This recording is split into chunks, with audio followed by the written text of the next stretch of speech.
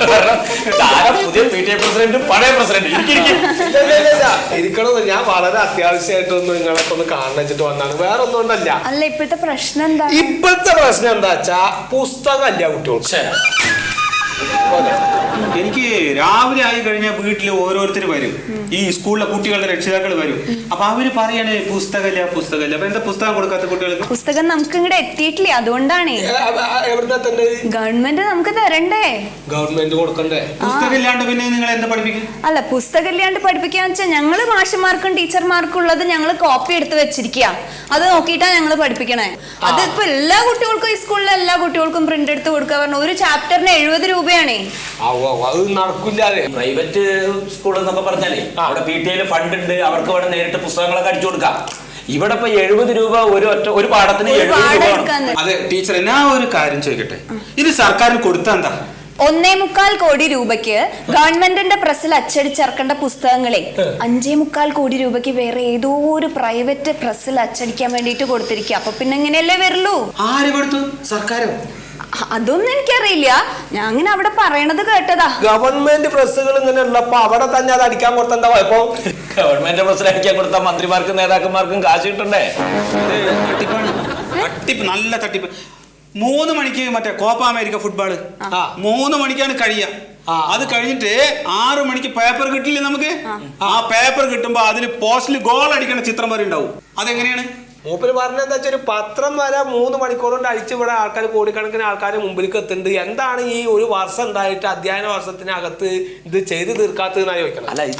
സത്യമാണ് ഇതൊക്കെ നടക്കുന്നുള്ള അറിയാം, പക്ഷെ അതൊന്നും സീരിയസ് ആയിട്ട് ആരും എടുക്കണില്ല. അതാണ്. ഇനി വേറെ ഒരു പ്രധാന കാര്യമുണ്ടേ, നമ്മുടെ സ്കൂളിന്റെ അവിടെയുള്ള പെട്ടിക്കടയില്ലേ, ഉണ്ണിയുടെ, കാസർഗോഡ് ഉണ്ണിയുടെ, അതിന്റെ ആ മതിലിന്റെ അവിടെ ഒരു ഓട്ടയുണ്ട്. ഈ ഓട്ടയോടെ കുട്ടികൾ കൈയിട്ടിട്ട് ബീഡി സിഗരറ്റ് ഒക്കെ വാങ്ങി വലിക്കും പറയും. ഒന്ന് കേൾക്ക് ടീച്ചറെ. പിന്നെ ഈ ചുണ്ടിൽ വെക്കുന്ന സാധനം ഉണ്ടല്ലോ, എന്താ പേര്? ഹാൻഡ്സ്. അതൊക്കെ ഉണ്ട് അവിടെ. അതൊന്നും അല്ല, അത് വല്ല മിഠായിയോ പേപ്പറോ പുസ്തകമോ മേടിക്കാനായിരിക്കും. അല്ല അതിപ്പോ പ്രശ്നമില്ല, ഹെഡ് മാസ്റ്ററോട് പറഞ്ഞിട്ട് നാളെ തന്നെ ഓട്ടോ അടപ്പിക്കാം, അത്രയല്ലേ ഉള്ളൂ. ഓട്ടം നടക്കേണ്ടത് ആ ഓട്ടോ അടച്ചോണ്ട് ഇപ്പൊ നിങ്ങൾക്ക് എന്താ കുഴപ്പം മാസേ? അല്ല ഈ ബെല്ലടിച്ചു കഴിഞ്ഞാൽ വല്ല സാധനം വാങ്ങും, കുട്ടികൾ ധൃതിയിൽ ഓടുമ്പോ വല്ല വണ്ടിയും വന്ന് ഇടിച്ച് ആക്സിഡന്റ് ഉണ്ടാവില്ലേ? ഇതിപ്പോ വല്ല സാധനം മേടിക്കണമെങ്കിൽ കോമ്പൗണ്ടിന്റെ ഉള്ളിൽ നിന്ന് തന്നെ ആ ഓട്ടോയെ കൂടെ കൈയിട്ടിട്ട് മേടിക്കും.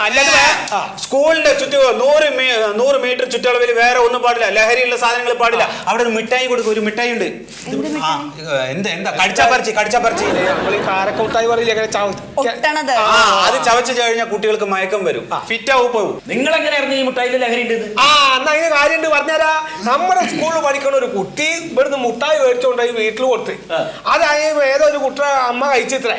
അത് കഴിച്ചപ്പോ മുതൽ ഈ തള്ളക്ക് എന്താ കള്ളു കുടിക്കാൻ മാതിരിയായി, അത് ആകെ പ്രശ്നമായി. നോക്കിയപ്പോഴാണ് ഇത് ലഹരിന്റെ അത്രേ, കള്ളുടിച്ച മാതിരി കറങ്ങി. അപ്പൊ അങ്ങനെ ലഹരിയുള്ള മിഠായി ആണെന്ന് അവരാണ് കണ്ടുപിടിച്ച് ഇതാ ഈ പ്രസിഡന്റ് അടുത്ത് ഒന്ന് പരാതി പറഞ്ഞത്. അല്ല പ്രശ്നമൊന്നുമില്ല, നമുക്ക് എന്തായാലും ഹെഡ് മാസ്റ്ററോട് പറഞ്ഞിട്ട് ആ ഓട്ടം അങ്ങോട്ട് അടപ്പിക്കാം. വിശ്വാസം പറയാൻ അവർ കൊണ്ടുവന്നിട്ടുണ്ട് ഒരു സ്ഥാപനം.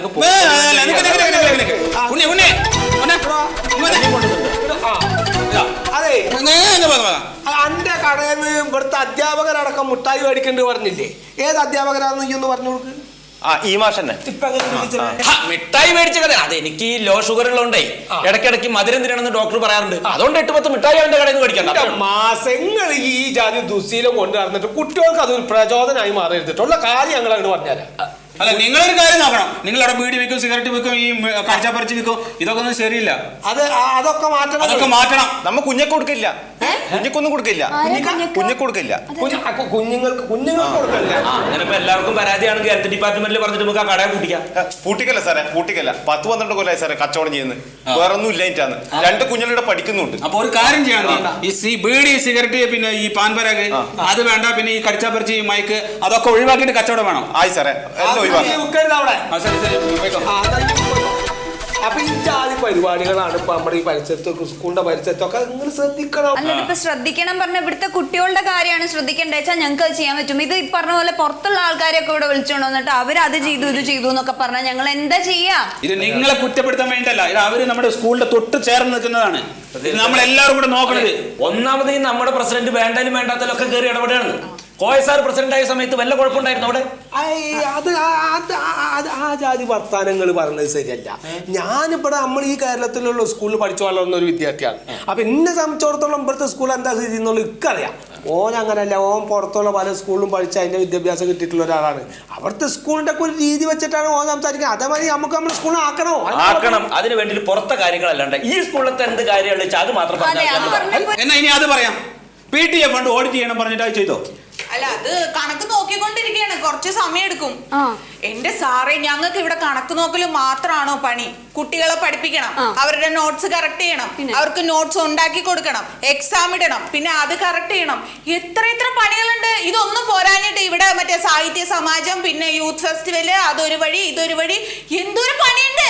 ഇതിന്റെ ടീച്ചറെ, നിങ്ങൾക്ക് ഇപ്പൊ ഇതിനൊക്കെ കൂടിയിട്ട് തന്നെയല്ലേ ഈ ശമ്പളം തന്നെ. നിങ്ങൾ ഇവിടെ കയറി വരുമ്പോ അറിയില്ലേ സ്കൂളിൽ ജാതി പണിയൊക്കെ ഉണ്ടാവും എന്നുള്ളത്? തെരഞ്ഞെടുത്ത് അന്ന് പറഞ്ഞു ഇതിന്റെ അത് കാണാൻ എനിക്ക് പറഞ്ഞു. എനിക്ക് അത് ഇതുവരെ കാണിച്ചു തന്നിട്ടില്ല. എന്നാ വീട്ടിൽ പണ്ടൊക്കെ കാണാൻ പറഞ്ഞാൽ ഇവിടെ മല മറിച്ച് കിടക്കില്ല. അത് കാണിക്കണില്ല. എന്താ കാണിക്കില്ല പറഞ്ഞു? മാഷങ്ങൾ ഇങ്ങനെ പുച്ഛം കാട്ടിയിട്ട് കാര്യമില്ല. ഇതിന്റെ ഒരു കണക്കെടുപ്പ് എന്താന്ന് പറഞ്ഞാൽ അതിന്റെ ബാലൻസ് എന്തെങ്കിലും ഫണ്ട് ഉണ്ടോന്ന് പറഞ്ഞാൽ എന്നിട്ടൊക്കെയാണ് അടുത്തൊരു പ്രവർത്തനം ചെയ്യാൻ പറ്റുള്ളൂ നമുക്ക്. അത് നോക്കണം. നോക്കിക്കൊണ്ടിരിക്കുകയാണ്. നോക്കണം, അതാണ് പറയുന്നത്.